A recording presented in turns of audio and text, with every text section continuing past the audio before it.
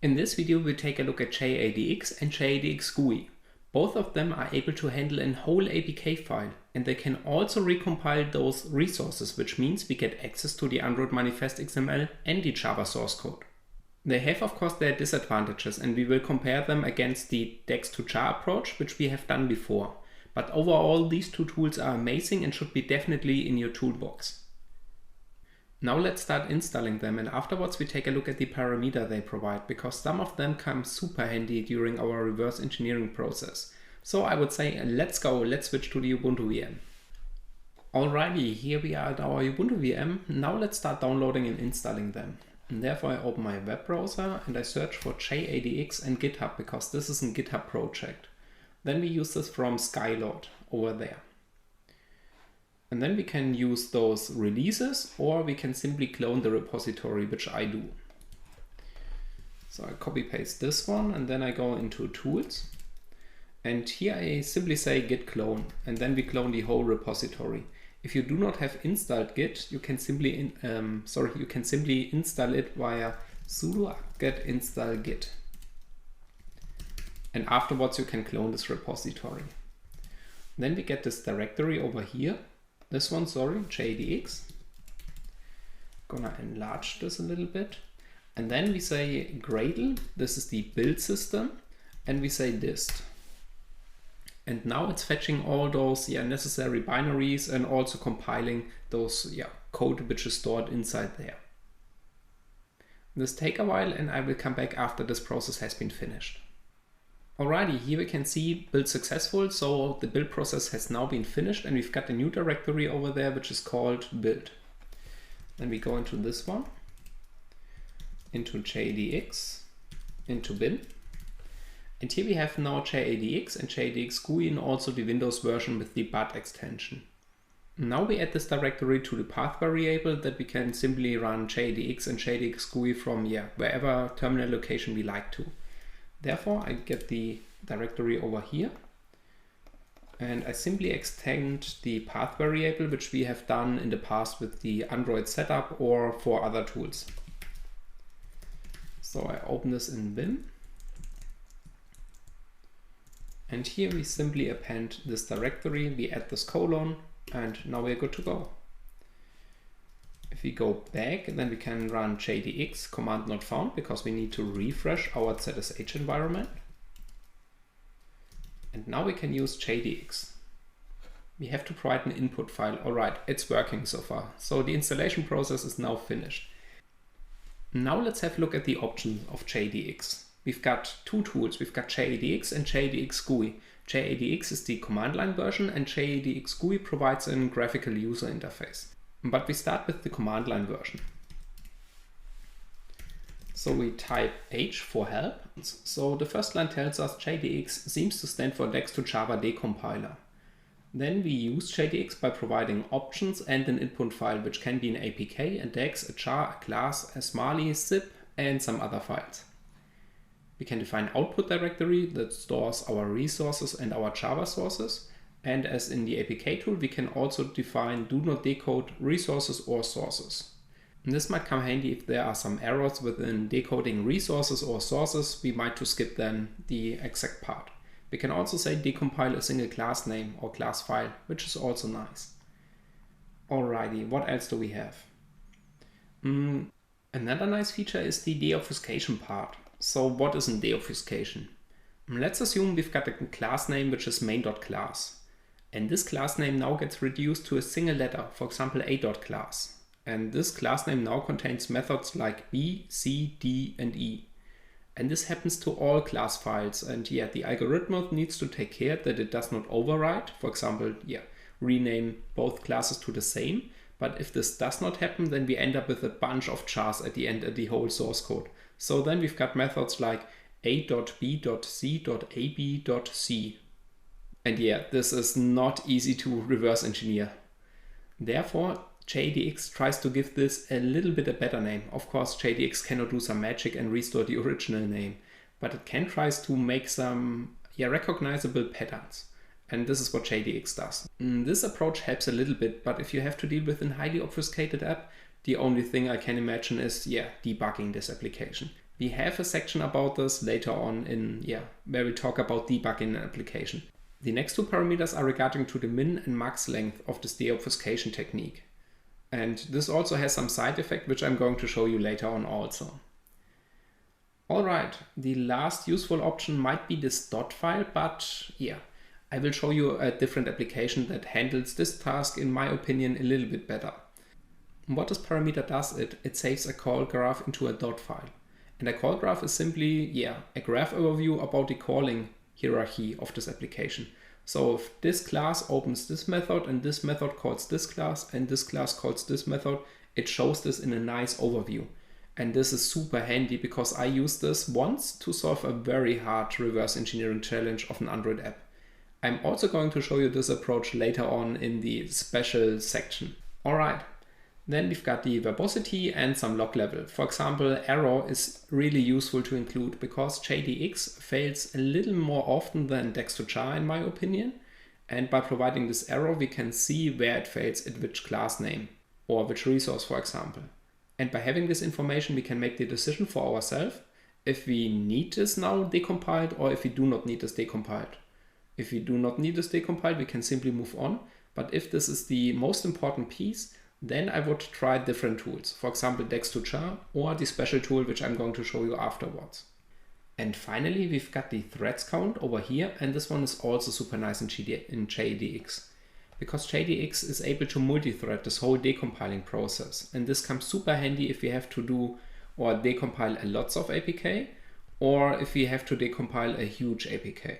Multi-threading means we can distribute our task to certain CPU cores. And I've also provided you within the cheat sheet a basic calculation how you can figure out how many cores you can provide to Jadx for this multi-threading part.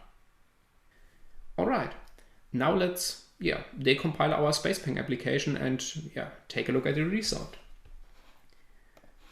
So I'm going into apps and we create a new directory and we name this SpacePang Jadx.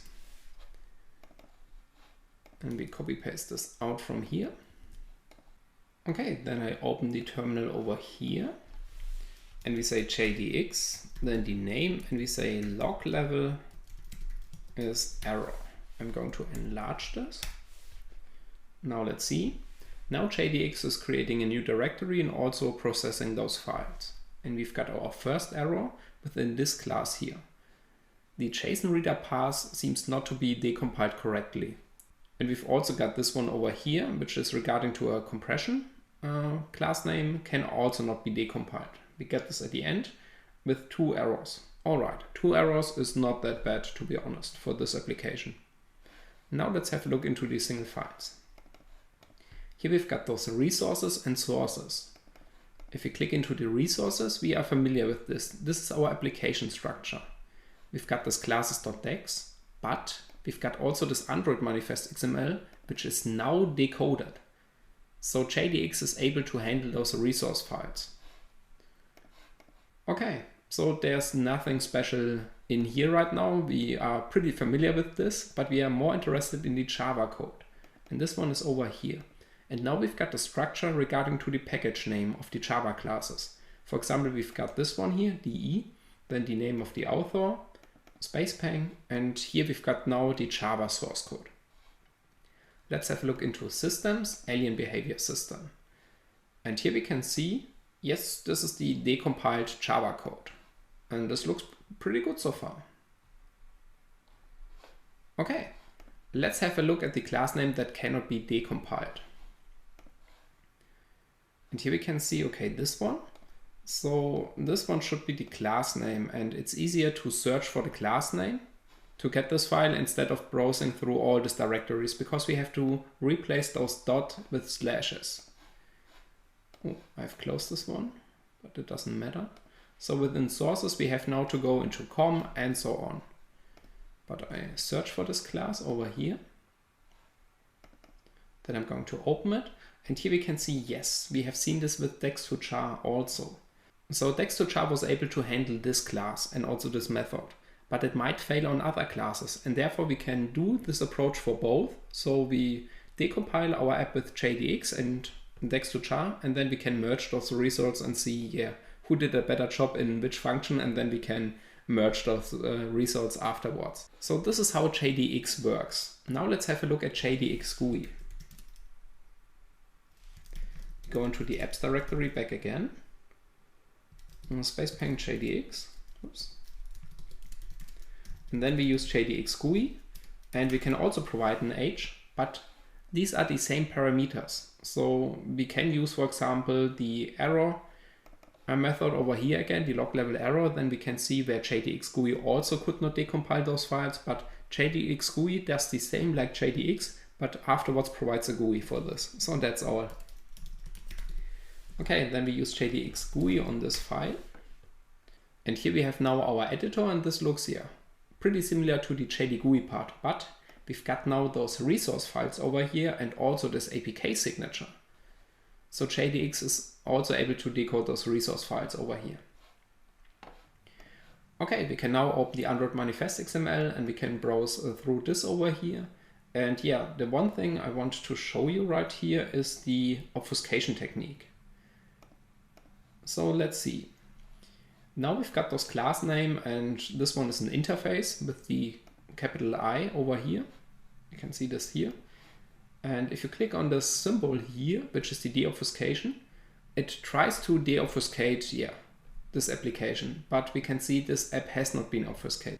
But I still hit this button right now. And now we can see something has been changed. We can see DE got 2 letters, and if we hit the deobfuscation button, the program thinks this one is obfuscated and tries to deobfuscate it by appending P005 in front of this. So it makes this a little bit a recognizable pattern. And this also happens for the R, which I do not found anymore. So I'm not sure where the R is right now. Therefore, if the app is not obfuscated, then you shouldn't also use this option, because you make it, I guess, worse by doing this. I now hit this button again, and we can see right now, okay, this one, I do not know where this class has been decompiled or renamed into, but I couldn't find it. Maybe I didn't extend the directory there. Oh yeah, I didn't extend the directory, therefore I couldn't find it. Sorry. Here we can see this R now gets this recognizable pattern C0256R. Alright, and this is what the deobfuscation option does. The only thing I want to mention right here is this one. If you search for classes, variables, attributes, whatever, please use this instead of this search option, because this is only a class search and this is a text search, and here we can also define all those parameters. And at the bottom you can see that the indexing takes a while, but now we can search. And now we can see we get those fragments, which is a little bit wired. In my case, or in my opinion, the best way is to store those Java classes. You can do this with Jadx decompiling, or you can hit this button here, save all, and then you can provide a directory name and then use Eclipse to import them again. So I'm going to show you this real quick.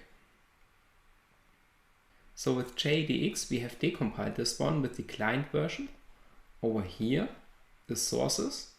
And now we download, install Eclipse, and then create a new project and import them. So I speed this up a little bit.